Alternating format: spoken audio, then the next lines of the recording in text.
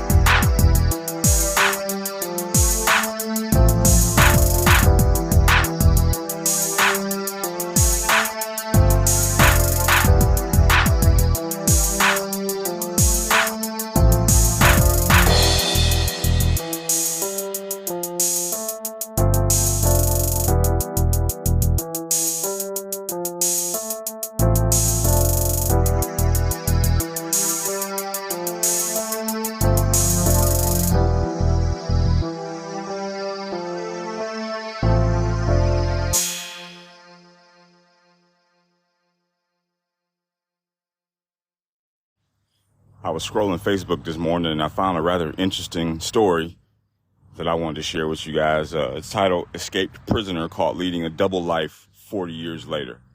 So before I get into reading this, I just wanted to say that I'm firing up right now, and you should too. So give me a moment to tend to my marijuana.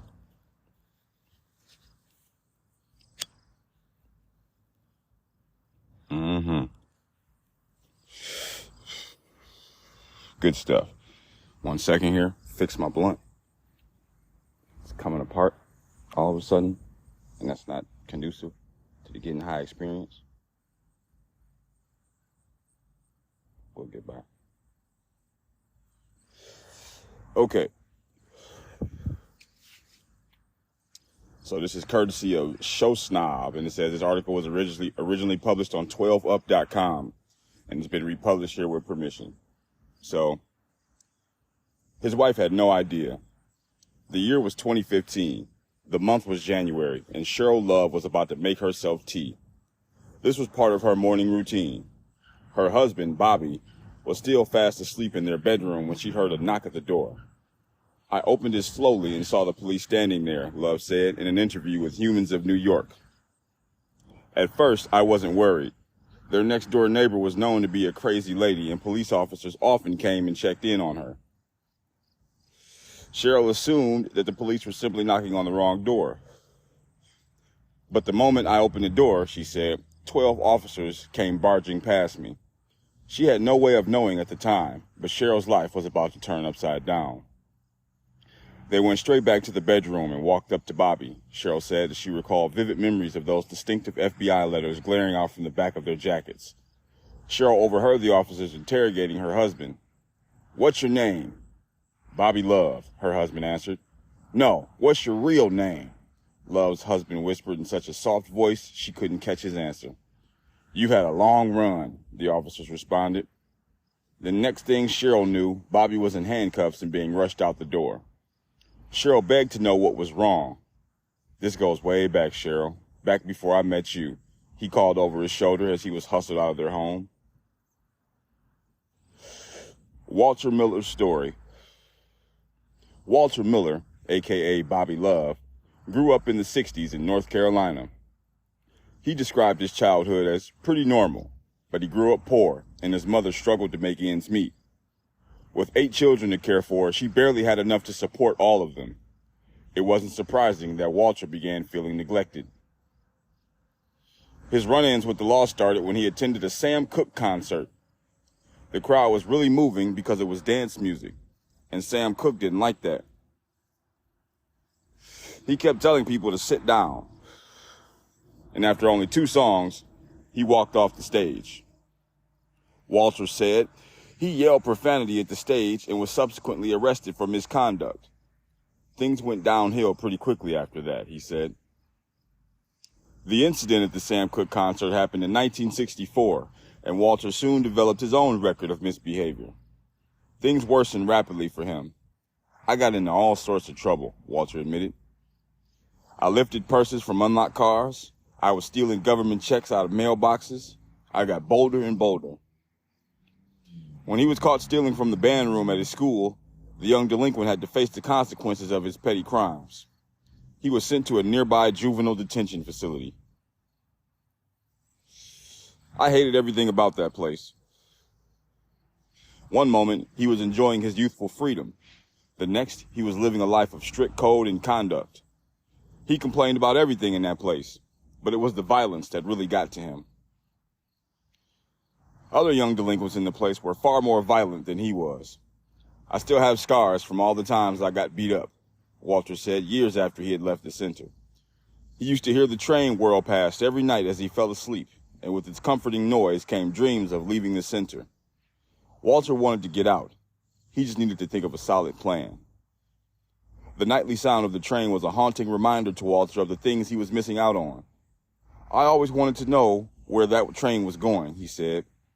His time at the juvenile center was testing his patience, so he watched for a chance to escape.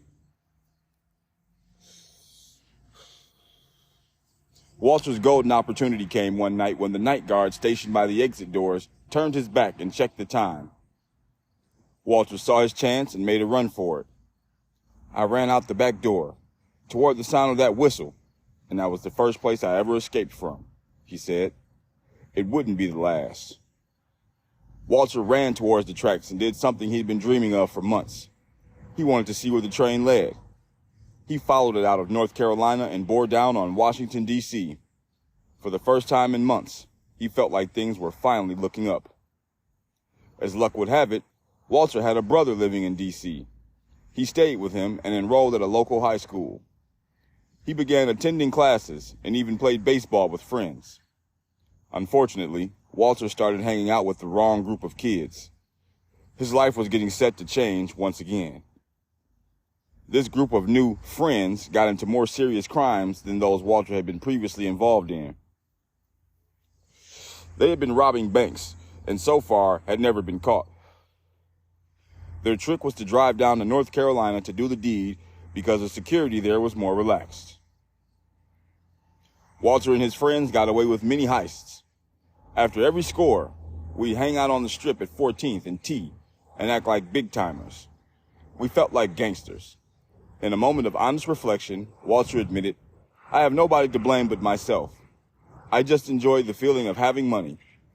He soon would see that he wasn't so lucky after all. Walter and his friends conducted several successful bank robberies. However, in August 1971, they were finally caught. Their operation backfired on them when they decided to rob a bank that had a silent alarm system. The bank teller was able to use this system to alert the police without Walter or his friends noticing. Upon leaving the bank, Walter discovered the police were waiting. Get out of my way. Walter discovered the police were waiting for him in the parking lot. I tried to get away, ducking and weaving, running through cars. However, this behavior only led to him being shot and caught. Still, this indomitable young man was going to find a way to flout the system once again. Aside from his last failed robbery, Walter was found guilty of one other. His sentence? 25 to 30 years in prison. As if things couldn't get any worse, Walter learned that his mother had died. This was a devastating blow to him, and he vowed to turn his life around. Walter made several appeals, but none were successful. By this time, he'd already gotten used to spending his time behind bars. Still, he wanted a better life for himself, so he hatched a plan to be transferred from a maximum security prison to a minimum security facility. Transferring was his hope. Walter wanted to make positive changes in his life. I became the perfect inmate. I never had a mark on my record. His good behavior earned him the privilege of being transferred to a minimum security facility. This new locale was a fresh start for Walter. It felt like, quote, camp compared to his previous facility. Though there were still towering walls and fences and guards on duty, inmates had more freedom to do more pleasurable things. They were afforded calls to family and loved ones, and were even allowed to walk outside. Walter had the chance to host his own radio show. At that time, he had no plans of escaping, but things were about to change. Things felt relaxed for Walter for the first time in years. He was thoroughly enjoying his time as a radio show host, and his time as the minimum security system was the best he had felt thus far.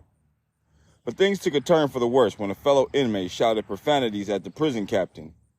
The captain assumed it was Walter, and things were never the same after that. The captain kept on calling Walter out, regularly writing infractions. The negative reports kept piling up until I was 1 mark away from being sent back up the hill, he said. He didn't want to leave, and he knew his only hope was to escape. A new opportunity for Walter. Because of the pile of negative reports against him, Walter was given one of the toughest and worst jobs in the prison. He was assigned to clean roads with a few fellow inmates.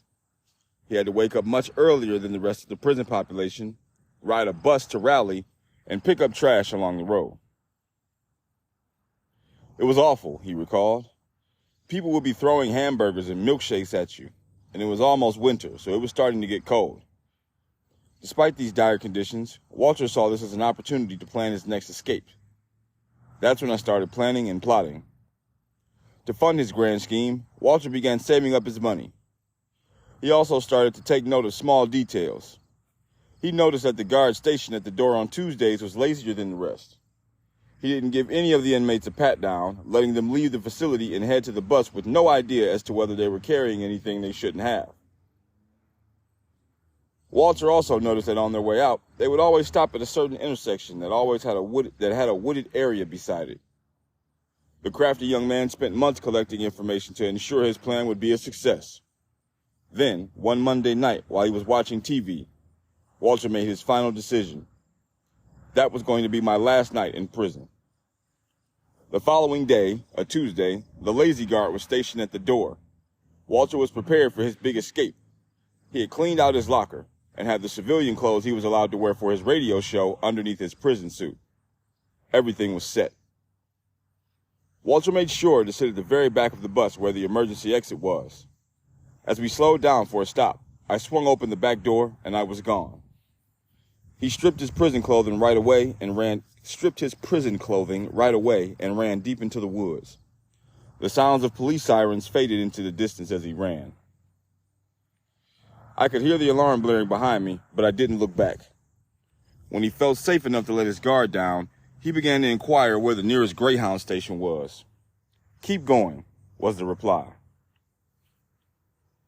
A kind stranger was nice enough to lend Walter some money to buy a one-way ticket to New York City. As he settled into his seat, the woman beside him turned to strike up a conversation. She asked me my name. I thought for a moment and said, "Bobby Love." And that was the death of Walter Miller. This was it. Walter was about to start a brand new life. Walter arrived in New York City in November of 1977. He was now known as Bobby Love, and he couldn't wait to start his new life. What little money he had left, he spent on a motel. Pretty soon, though, his money ran out. With that, Bobby was homeless and living on the streets. Even then, he was determined to make this new chapter of his life a success. Bobby was lucky to get a new social security number and other important documents like a driver's license. He then began hunting for work. He stayed at $8 a night motels to keep expenses at a minimum. Little did he know, something was brewing that would change his life forever. Oh no. Hang on a second. All right. Bobby was able to find a stable job at the cafeteria of a Baptist medical center in Brooklyn. There, he met a woman named Cheryl, who would eventually become his wife. Their first date consisted of a movie and a concert. Purple Rain from Prince and Gladys Knight and the Pips, respectively. Cheryl stood out to Bobby the moment he met her.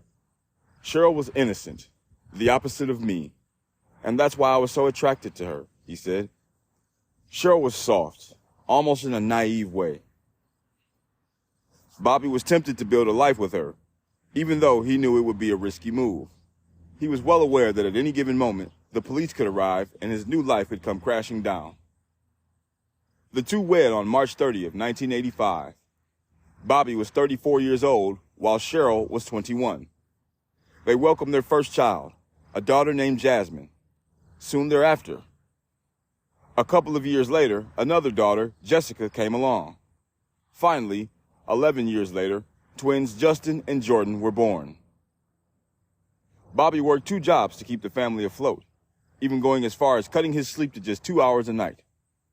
He was active in church, volunteered, and participated in community activities. Bobby's life couldn't have been happier, yet the weight of the past was pressing down on him. Bobby was tempted to share his past with his wife, but he felt that he couldn't risk it. Cheryl was a religious woman who would most likely try to convince him to turn himself in. He couldn't let his new life go, but he was still communicating with some relatives back home in North Carolina.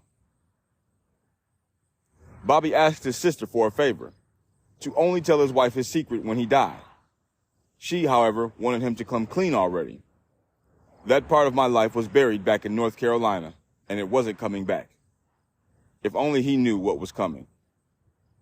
There was a piece missing, Cheryl said. Something was different. Bobby would avoid having his photograph taken, kept mostly to himself, and was very cautious of strangers. Sometimes when a random stranger would come up to him and ask for directions, he seemed spooked. Bobby would put his guard up whenever he had arguments with Cheryl. I remember during Christmas of 2014, I was on my knees in church saying, "Lord, please, I can't do this anymore," Cheryl said. That was a few weeks before everything went down. After several years, Bobby felt more comfortable being himself and let his guard down. He went to North Carolina to attend his sibling's funeral, and this would prove to be a crucial moment in his life. This was the moment Bobby believes that someone recognized him and tipped off the police. Soon after that event, the FBI came knocking on his door, handcuffs ready. My world came crashing down, Cheryl said. More than anything, she felt hurt. Bobby had deceived me for all those years. There was no truth in our house. In another interview, Cheryl said that the moment was like I was in a movie, a Lifetime movie. In spite of it all, she knew she didn't want to sit back and do nothing for her husband. Bobby was finally experiencing the consequence of his actions. He was held at Rikers Island, an infamous prison in New York, awaiting extradition to North Carolina. Once there, he would serve the remaining 10 years of his original sentence, plus a few extra years for his escape. Cheryl visited him and saw the suffering her husband was enduring.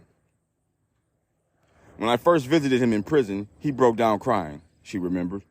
His head was in his hands, and he told me, "I know you're going to leave me." I told him, "No, Bobby love. I married you for better or for worse. And now this is the worst." The loyal woman was determined to do something for her husband. Cheryl did everything she could to get her husband out of prison. She composed letters of appeal to the governor and even sent one to President Obama himself. Their children and everyone who knew the family wrote testimonials about Bobby's life. "I didn't know a thing about Walter Miller," she said, "but I told them all about Bobby Love."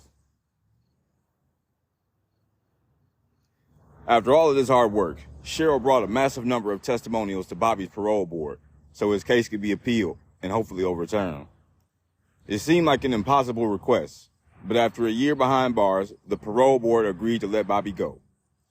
He was to continue his new life, but things wouldn't be quite the same. Cheryl couldn't stay angry at Bobby for long, and she eventually forgave him. Once his secret came out in the open, the burden he was carrying fell away, and their marriage improved greatly. Bobby was more relaxed, and he interacted with people more freely. He was more open to his wife and paid more attention to her. They both felt more connected than ever before. Cheryl finally experienced what marriage was supposed to feel like. There were no secrets between the two of them. The day he was set free, I sat him down and I asked, "What is it? Are we the Loves or are we the Millers?" And he said, "We love. We love."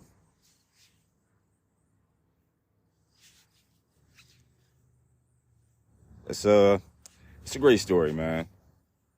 It's actually got me emotional over here. It's a real good story. It's real positive, uplifting, and I'll leave it at that.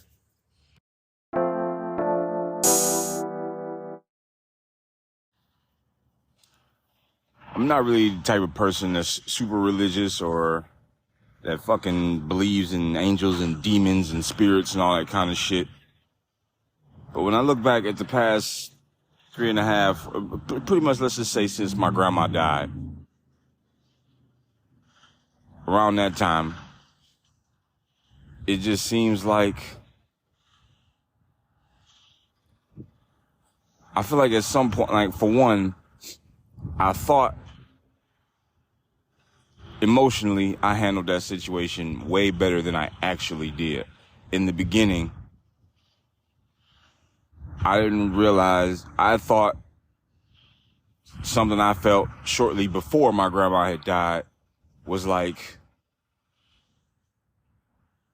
me getting it off my chest, because when she died, it didn't seem to hit as hard, but in hindsight, it hit tremendously. Colossal, like fucking just whatever kind of hyperbole you can conjure up to multiply the impact of that shit by like a Google, nigga. Like, for real. I was really, really fucked up. I did shit I knew I had no business doing. And I got caught up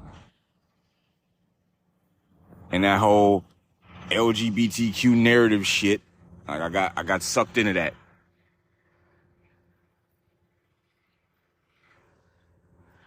And when I look back on it, it feels like a demon stepped into my life.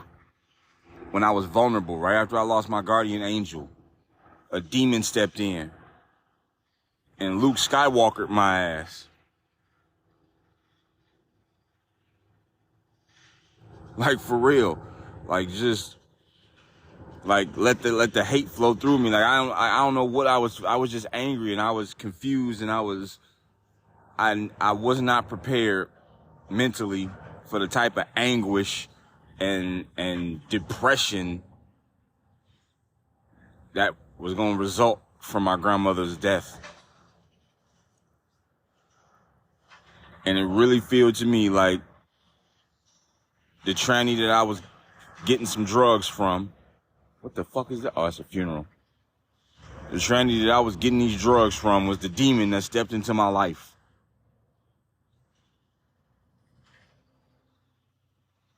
That person is no longer with us, the demon that stepped into my life. And I really hate to say bad things about the person because they didn't really do me wrong. They didn't do anything to me that I wasn't willing to have done. But how did I identify with darkness like that? Like, it's crazy. And then somehow I just end up in Vegas, commonly dubbed as Sin City. And it's like I would constantly look around, just be like, how the fuck am I here? Like, how am I here? I've been in Detroit my entire life, basically. How the fuck am I really here? This has got to be a simulation.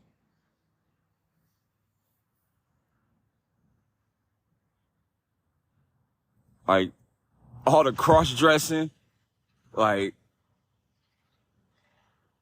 I literally, like, walked through hell. Like, I joked about going to hell. Say, oh, yeah, I know I'm going to hell. I got a bed reserved in hell. And it was funny till it was real. That shit was real funny until it was real. Like, I feel like I got dragged through, like I opened up a time capsule or something. And it was like somebody who already lived my life had like sent forth warnings. So I would know how to navigate this shit.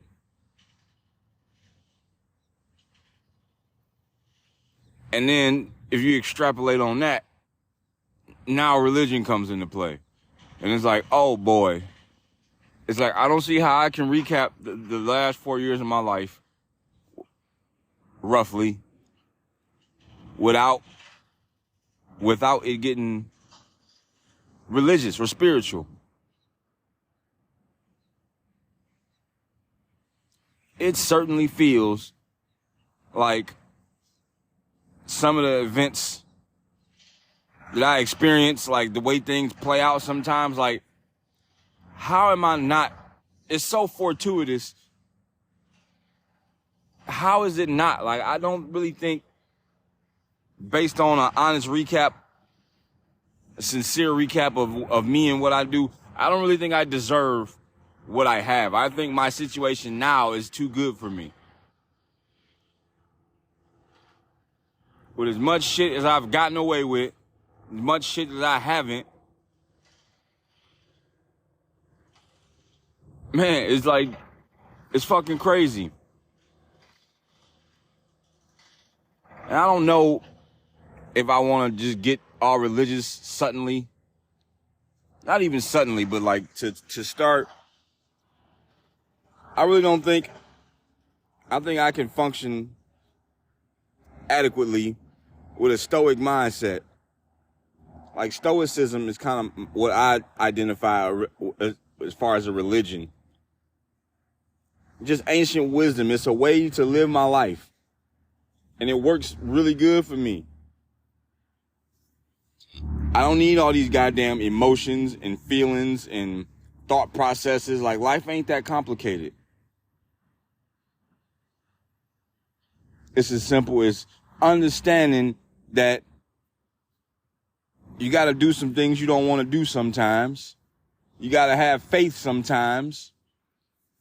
And if you're not willing to struggle, why are you here?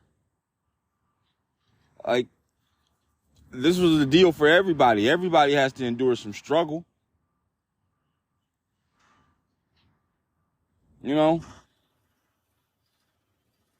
It's just crazy to me.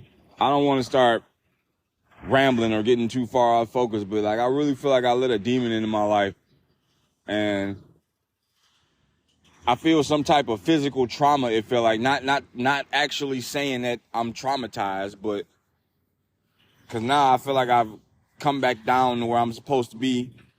I don't feel all fucking wound up about shit. I don't feel like I'm chasing happiness all the fucking time. I'm just trying to iron out the kinks at this point. Like, I understand the direction I want my life to go because I've seen where it can go if I don't. If I don't have any knowledge, like, I'll just be caught up in any wave that's willing to accommodate me. And that's how you end up where I ended up. Doing all these drugs, cross-dressing, like just affiliating with outright degenerates.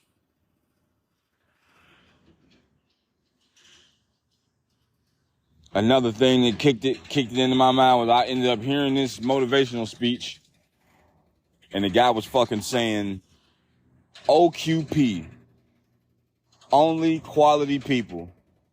You are the sum of the 5 people that you spend the most time with. And I looked around at the 5 people I spent the most time with. For one, I couldn't even achieve 5.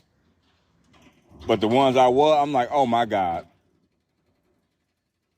Like, it's no wonder I'm a fucking brokey. No wonder I'm a goddamn loser. I've got nothing going for myself, and neither do the fucking people I hang around. Like, we just perpetuating a cycle of bumminess, loserhood, loserdom, or whatever you want to call it. That trans agenda shit, it is evil, man. It is, I almost think it's intrinsically evil. And they got a real good sales pitch. Real good sales pitch. But that shit is a pyramid scheme. All it is just some sinister, off-base, like that outward display of like sex and just like confusion. Like it does something. Like it's the beliefs that blossom from that are just, they're damaging. Like it allows a aura of evil to perpetuate.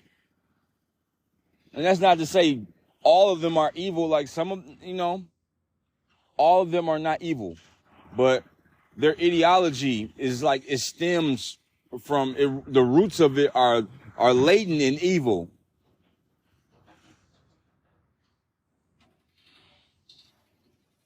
For real. That's why I can't, I'm not so much against it as I just can't get behind it. Like, I can't get behind, well, I guess that means I'm against it. That was double talk. Yeah, I am against it.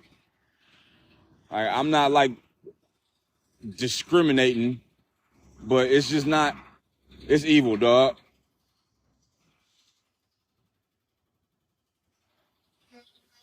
And when I just look back on how I feel with all my experiences, with the many I've been around, many I've, whatever.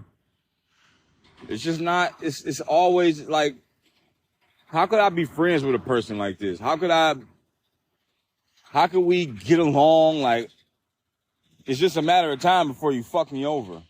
It's literally just a matter of time. I could pay a math geek to fucking iron out exactly how much time it'll create a mathematical algebraic expression to determine how long it'll be before you fuck me over. We can solve for X. Like, it's just not, it ain't, I don't recommend it. Every aspect, for the most part, that's associated with this damn trans agenda is toxic. It's going to trickle down and have much more frightening effects to people of all ages. That shit ain't even really necessary, but it's here, and I've been through it, and I'm wiping my hands clean with that shit. It's just not, I don't need no more demons in my life. Or if they gonna come, I need to be able to vanquish them motherfuckers for real. Cause I don't got another one of those in my inventory. Like, it's just, that's dead. That's dead. I feel dumb enough as it is. It's time to reverse the trend on that shit. That's my testimony.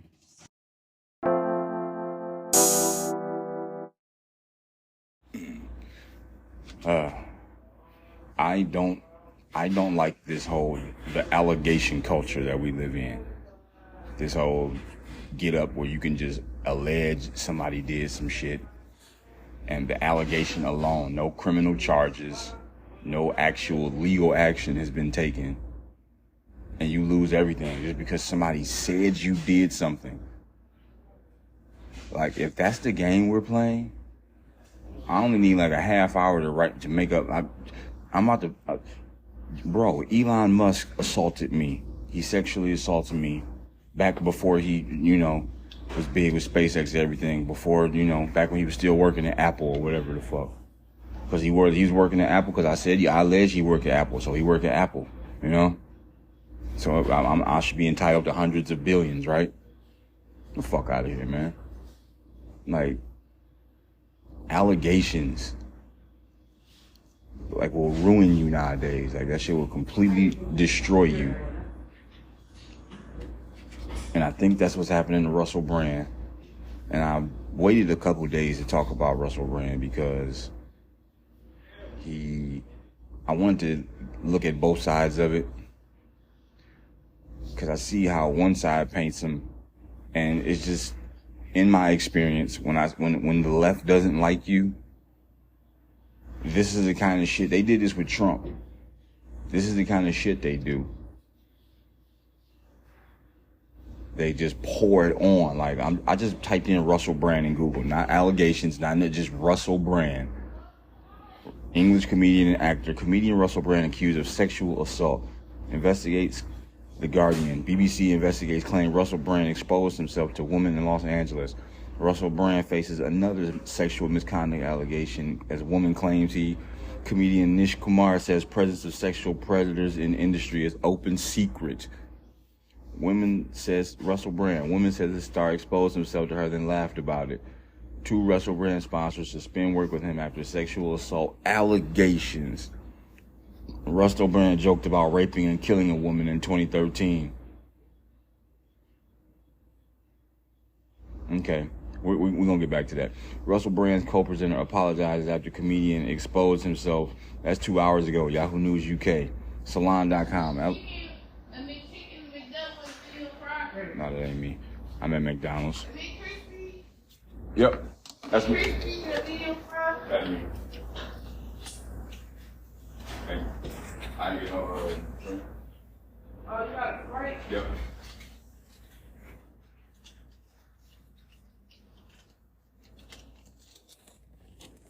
Sorry about that. I think I can cut that part out anyway. But yeah, fucking allegation. How dare you? Accused of exposing himself and joking about sexual harassment on blah, blah, blah. News about Russell Brand. How this comedian built his YouTube audience on half-truths. Russell Brand learned his tricks in television studios. Russell Brand was the norm in the nasty naughties. Comedian's misogyny emerged from a specific moment. Russell Brand was a loudly ticking time bomb. How the hell wasn't he detonated? Hold on. Thank you.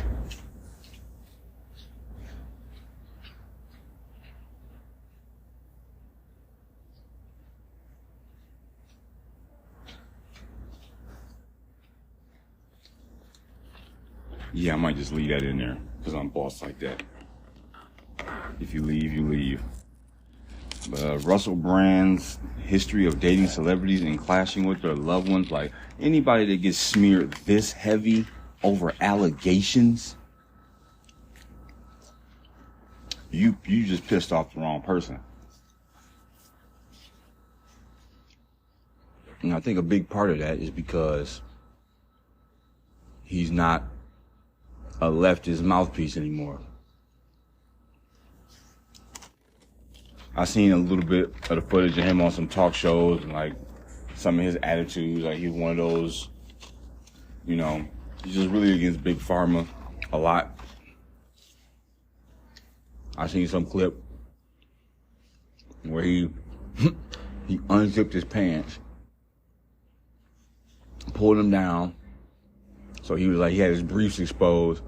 The lady had sitting with her legs crossed. He like uncrossed her legs and like sit down on her. And it's like, it's hard for me to, it's real hard for me to look at it like nobody seemed to have a problem with that then. Like, it's just resurfacing now. There's always a floodgate, like a floodgate. Your whole history has been dug up. Him one time he joked about raping or killing a woman 10 years ago. Tell me something he did 2 years ago.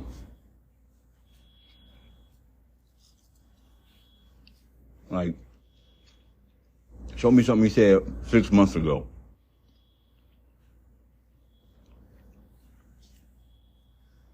Confessions of a Russell Brand superfan. What I saw at Russell Brand's Sober Festival shocked me. Russell Brand's celebrity pals who have stayed silent and those who have defended. This is the mirror. Let's look at that. We gonna look at a few of these.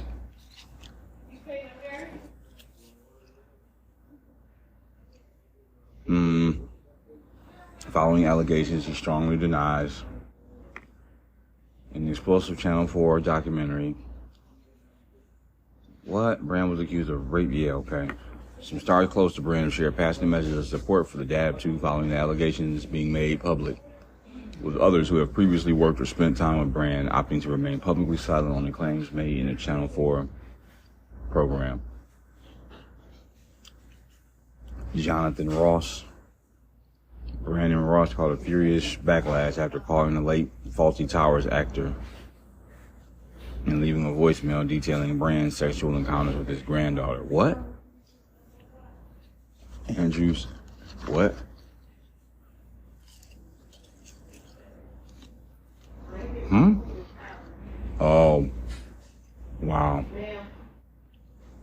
That's crazy.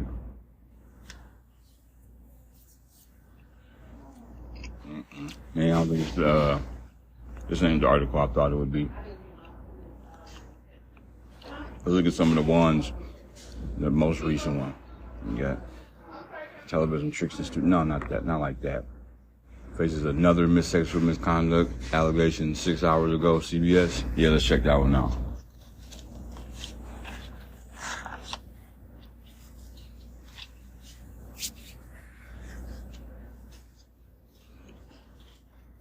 Okay.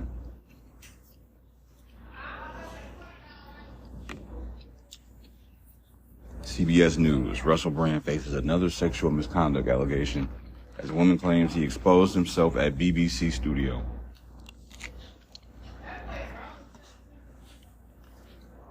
A woman on Thursday accused British comedian, actor, and social influencer Russell Brand of exposing himself to her in 2008, the latest in a series of accusations against him. The woman told CBS News partner network BBC News she was working in the same building where the BBC Los Angeles office was when the incident occurred, and that Brand went on to laugh about it moments later on his radio show. The BBC story about the incident says it raises serious questions for the BBC about how that part of the show, which was pre-recorded, was allowed to be broadcast days later.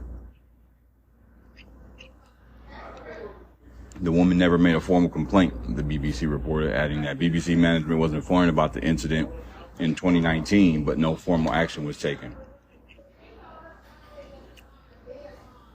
Oh, that's it? That's all of it? Oh, wait, couldn't be all of it. Here we go. The woman told the BBC, "I feel ashamed, but more so, I wonder had something been done. Perhaps there would have been fewer women he would have done horrible things to, which we're reading about in the papers now." Oh, my God. These all sound the same to me. Like, it almost sounds rehearsed. I feel like I've just heard that line before.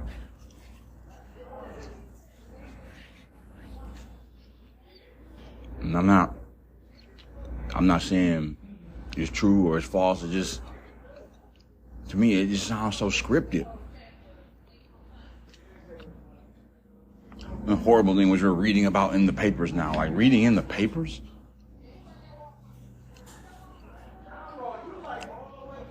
And then they always bring it out like decades later, like.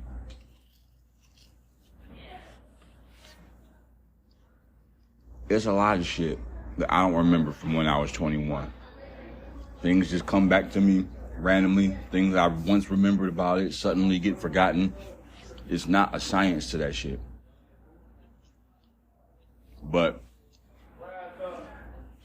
we can all agree that after 10 years of seeing or interacting or something or doing something, and that was the only time you saw it,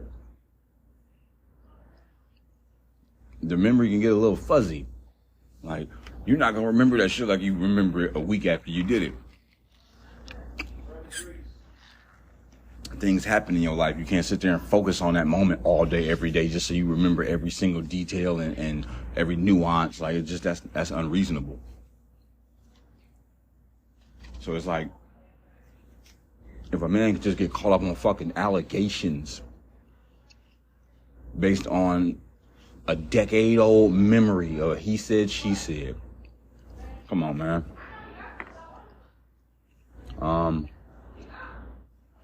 The BBC says Brand hasn't commented yet on her allegation. In a statement Friday, the network said it is very sorry to hear of these allegations and we will look into them. We are conducting a review to look at allegations of this nature, and if the woman who has shared her story is willing to speak to us, we would be very keen to hear from her and anyone else who may have information. A key part of the review is to understand what complaints were made at the time, if there was knowledge of Russell Brand's conduct while he worked on BBC Radio, and what was done as a result. Further, the Director General has been very clear that some broadcasts from that period were and are inexcusable and totally unacceptable and would never be aired today. Prior claims against Brand. A joint investigation by British newspapers The Times and Sunday Times, and by Britain's Channel 4 television published and aired. A joint investigation by British newspapers, The Times and Sunday Times, and by Britain's Channel 4 television, published and aired Saturday, contained claims from 4 women, of rape, sexual assaults, and emotional abuse by Brand. Brand, strongly denied those allegations, stemming from incidents said to have taken place between 2016 and 2013. So we're going back, 2016? That was like 17 years ago. In 2013, that was 10 years ago. So like 10 is like, come on, man. And you just now, all y'all decided to come out and report this at once? Or one after the other? I just don't. It's too cookie cutter. Like, I just don't fuck with it. He maintained that all his relationships have always been consensual, even during a period where he admitted being very, very promiscuous. Of course, they was going to use that against him. I already knew that was coming. Because I saw it when he said it. I'm like, why would you say that, man? Now they just going to say you was promiscuous, so that's the reason why you did this shit. Like, anything you give them, they will take. This is the left. When in reality, they're the real fucking sickos. The Times and Sunday Times on Monday said more women had come forward to make claims about his behavior in the early 2000s without giving further details. Right. In a short statement on Monday, London's Metropolitan Police said, on Sunday, September 17th, the Met received a report of sexual assault which was alleged to have taken place in Soho in central London in 2003, adding that police were in contact with the woman and will be providing her with support. The revelations come amid criticism of how sexual assault cases are handled in the criminal justice system in the UK, as well as how media organizations have handled similar accusations of inappropriate behavior by big-name stars. One of the organizations hit hardest by such allegations has been the Metropolitan Police itself, after a serving officer was convicted of the 2021 rape and murder of a young woman in London. Yeah. Hang on a second. Grant's former employees of BBC and Channel 4, as well as a production company, have launched their own investigation into the claims. Prime Minister Rishi Sunak's official spokesman called the latest allegation very serious and concerning, adding that he'd been clear that there should never be any space for harassment regardless of where it is found. This is all over an allegation now. Let's not forget, all this kind of shit is responded like, there should never be any bit. This is alleged. This is alleged. Brand's publisher Bluebird announced that all future publishing with the comedian had been put on hold, and YouTube has blocked Brand's ability to make money from his content on the platform. Brand became known internationally as the former husband of pop star Katy Perry after forging a career as a stand-up comedian with the near-the-knuckle routines often about drugs and sex.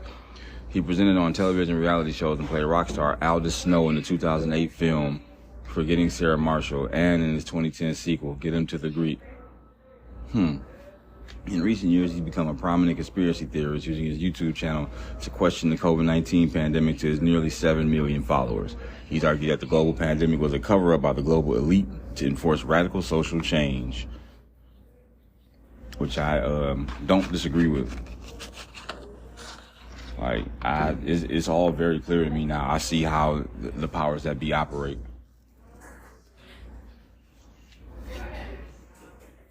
And they're not playing a fair game. They're playing for keeps.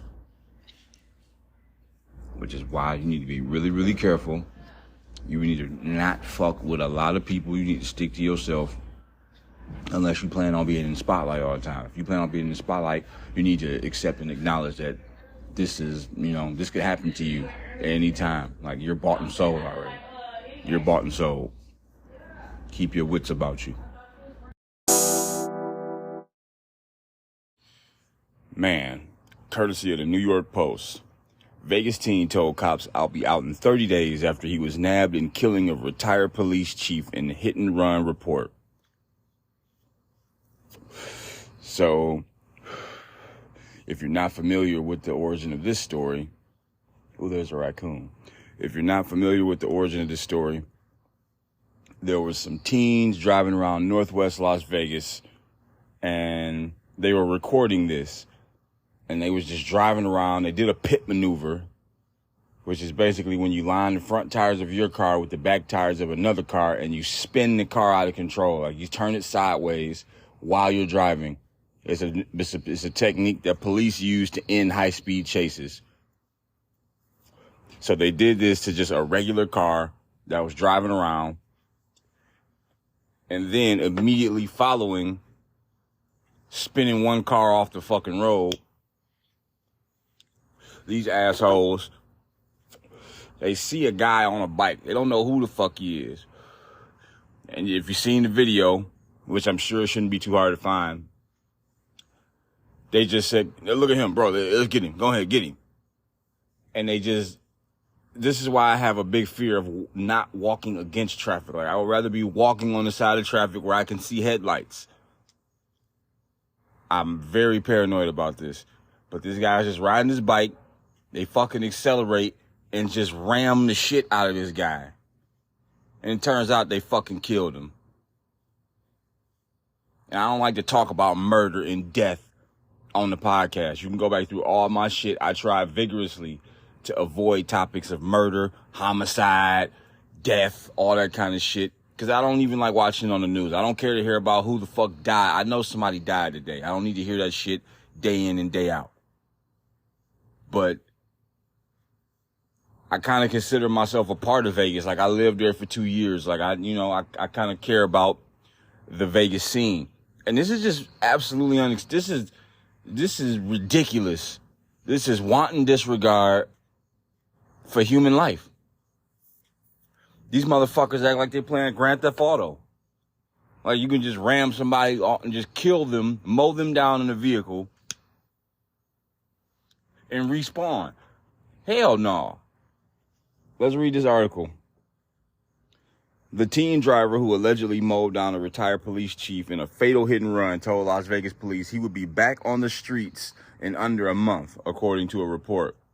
Jesus Ayala is accused of driving a stolen Hyundai Elantra on August 14th along with Zamir Keys and deliberately crashing into and killing Andreas Andy Probst, who had been riding his bike. A disturbing video showed. Fuck yeah, it was disturbing.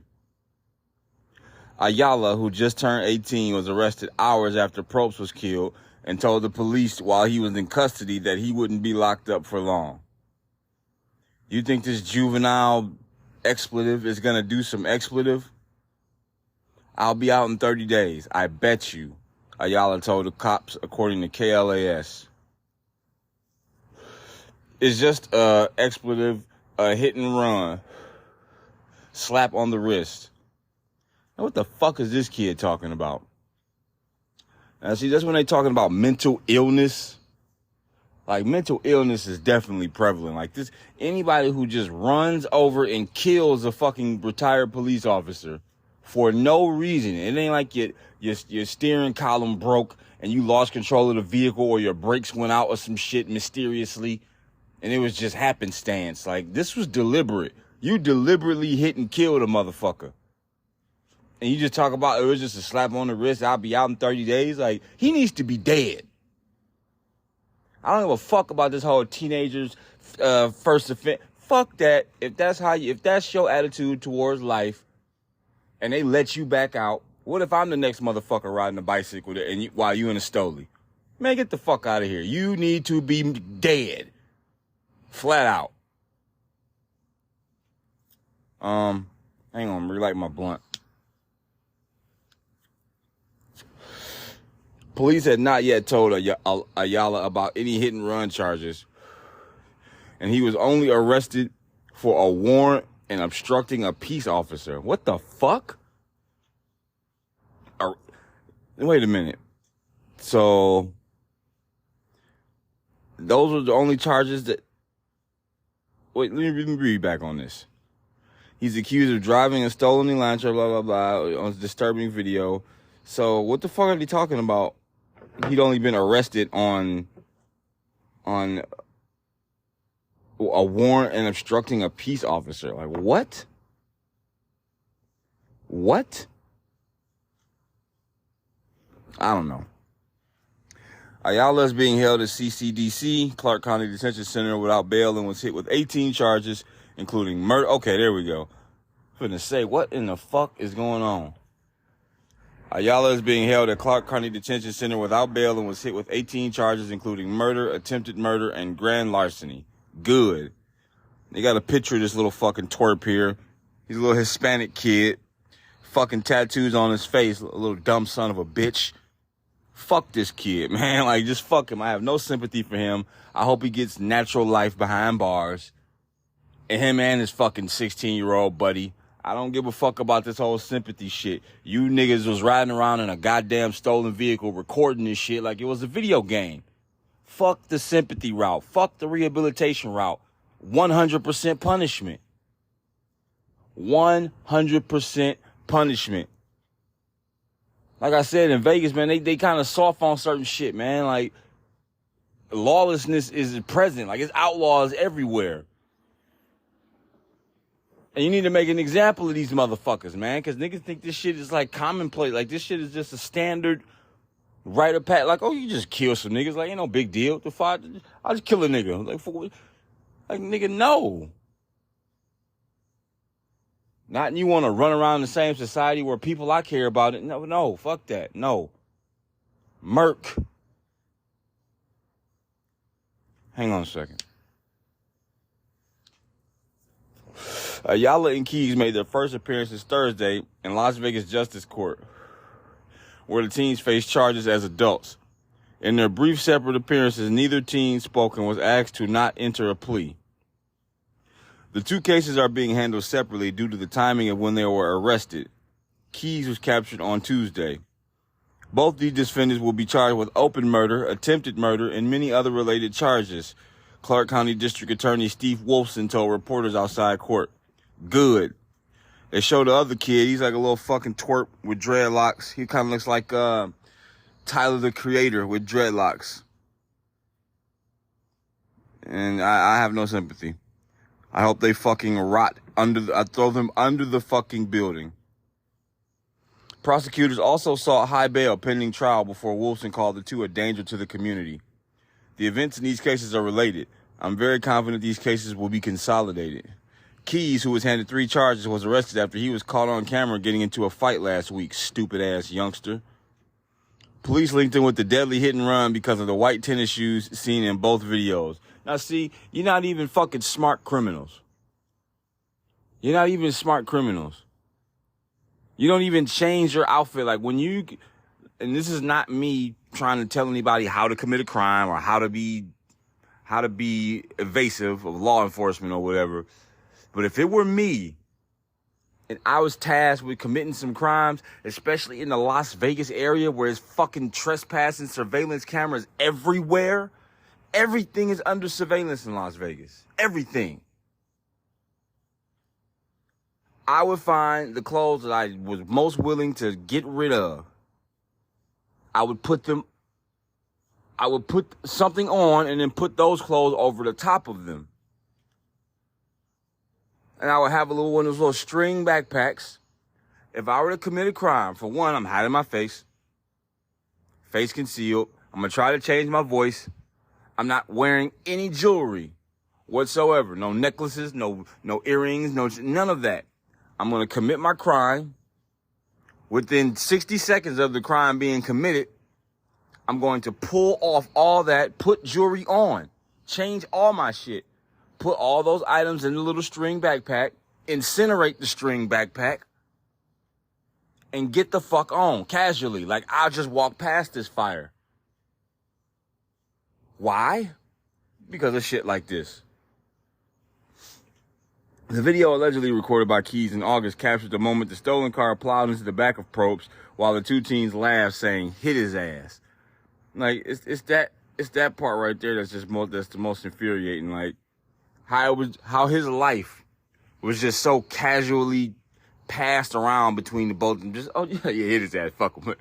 Like, fuck his family, fuck isn't this tomorrow? Fuck him. Yeah, hit his ass. Look at the white dude. Hit the white nigga on the bike, bro. Like, I wish you could see my face. Like, just absolute scum. Just fucking have sun-melted debris on a 115-degree day. Like, your ass is spoiled toothpaste. You just useless. Probst was tossed over the hood of the vehicle and left to die. I saw that clip, man. That shit was absolutely, it's heinous, man. It's actually difficult to watch. Like I saw it clearly, and I'm resisting the urge to like want to see it again for the shock and awe value. Like that's just disrespectful to that man. And I'm not gonna sit here and lie. Like I don't have genuine curiosity to see it, just the sicko in me. But I'm not gonna do that. You know, because this is. I don't give a fuck what kind of fuck the police narrative. Like if this shit happened to one of your peoples, you'd be distraught. Especially the context surrounding this shit. Like his widow, Crystal Probst, and daughter, Taylor Probst, were in court for Thursday's hearing, but left immediately afterward without speaking with reporters. Good for them. Taylor Probst said on Tuesday the attack was a senseless killing caused by the effect social media has on our youth, not because of her father's 35 years in law enforcement. The two teens' mothers have both spoken out about their son's heinous actions, but they don't share the same views. I don't know why he did this, Ayala's mother told KLAS Wednesday. I don't know if God can forgive this. Fuck no. No. I see a little excerpt right here that says, under Nevada law, if they are convicted in adult court of murder committed before they were 18, the most severe sentence they can receive is 20 years to life in state prison, which they goddamn deserve. The 16-year-old was arrested Tuesday on suspicion of murder and other charges after the video of the bicycle crash circulated widely on the internet. And then, like, why the fuck would you record? Why would you create evidence against yourself? Like, you understand? If you on surveillance cameras, like a police has got to come out and investigate that shit, and that all takes time. If you can just limit yourself to whatever surveillance footage you're gonna be subject to, and not the footage you create, dumbasses. Like, you're some stupid motherfuckers committing crimes, man. You're fucking stupid. The both of you twerps. Dumbass, misguided youth. This is why we need dads in the fucking house, man. For real. My son's side of the story will be told. The truth, not the inaccuracies the media will try to portray, Key's mother said in a text to the state. Oh, bullshit. Bitch, your son did it. You fucking delusional bitch. This dude's mom is fucking tripping, man. Ain't no way. You got video evidence of this shit. Video fucking evidence. Come on now. The death penalty will not be sought in either case because under Nevada law, they face 20 years to life in prison if they are convicted before they turn 18 years old. The two teens are accused of going on a crime spree throughout the day on August 14th as they allegedly hit a 72-year-old cyclist while in a stolen Hyundai sedan, drove away, crashed into a Toyota Corolla, and again drove away before striking Probst. They later apparently stole two more cars before crashing them into each other. The stolen Hyundai Elantra was found abandoned in a ditch with blood on the windshield 10 minutes from where Probst was struck. Wow.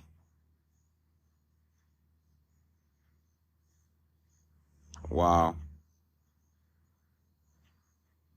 I mean, it's pathetic.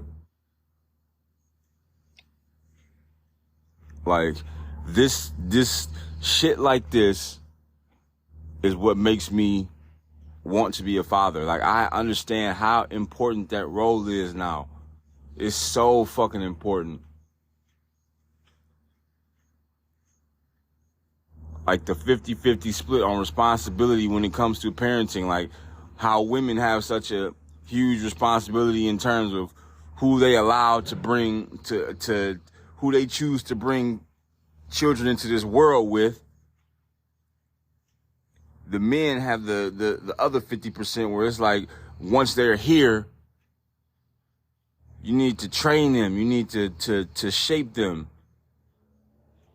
You need to groom them for responsibility and not LGBTQ shit, femininity, all this nonsense.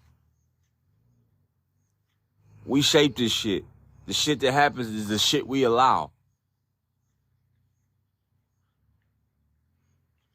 And when you got little reckless dweebs like these two puds, who I pray to God get every bit of 20 years to life. I don't think this was no misguided shit. I don't think this was no, oh, they were just hanging with the wrong crowd. Nah, fuck all that noise. I don't want to hear any of that. Ain't no hanging with the wrong crowd, bitch. You are the wrong crowd. Ain't no way I've stolen cars when I was a teenager. But ain't no way you can sit here and convince me to just run niggas over in it. I'm like, what, have you lost your mind? Run a motherfucker over? Are you crazy? I'd drop it. I'd tell that nigga, I'll pull into the gas, ask that nigga to go in the gas station to grab something for me and pull off on that nigga. What the fuck is you saying? Just run over that nigga. Get his ass. Like, I'm appalled by this shit, dog. Like, I'm for real, like, throw it off hearing this shit.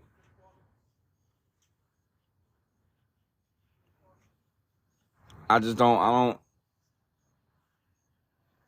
don't see how you cannot look at this and put the pieces together. How could you look at this and not conclude that the problem is just the degradation of the culture in America?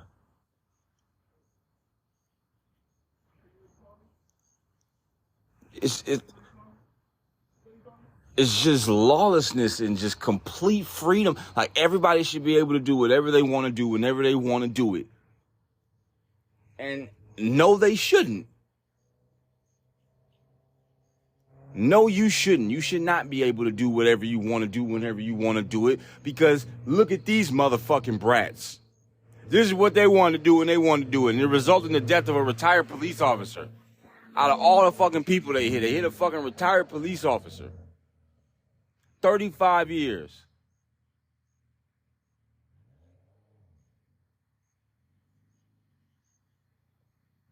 Man, we need some help, dog. We need men. We need real fellowship and brotherhood. Like, we need to be holding each other accountable. We need to be lifting each other up, not promoting stealing cars and shit, hitting people, spinning other cars out. Like, we need to really crack down on how friendly we are. It's like, I learned in Vegas, man. Like, you meet one person and you meet 10 people and you meet 100 people. And these motherfuckers, you invite them and end up seeing the inside of your house. Motherfuckers know you, know where you live, know what you capable of. Like, nah. All these friends and shit, I don't need them all. I don't need all that. Because we too far gone. Like, we too far gone. We in too deep. I know just me alone ain't gonna fix anything. But if I can have a positive impact on one life in my life, one life, if something I said resonates and bounces around in somebody's head and is the impetus for them to lead their life in a more positive and fruitful and fulfilling direction, if I can do that for one person, my life was a complete success. Like, I will feel like I could die happy.